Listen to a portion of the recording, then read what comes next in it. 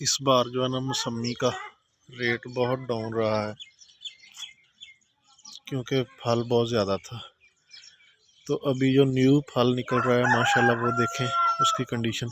ये एक छोटा सा पौधा है, मैंने घर में लगाया हुआ है, तो इसकी सूरत हाल देखें, कितना ज़्यादा इस पे फल लगा हुआ है। ये देखें, ये कलियां भी निकलनी है,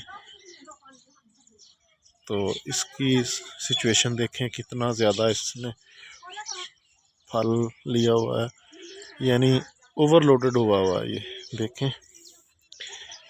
तो अभी देखें इसी सूरत हाल के हिसाब से अगर जो है ना फल की कंडीशन रही तो मज़ीद अगले साल जो है ना रेट इसी तरह डाउन होंगे। ये देखें माशाल्लाह।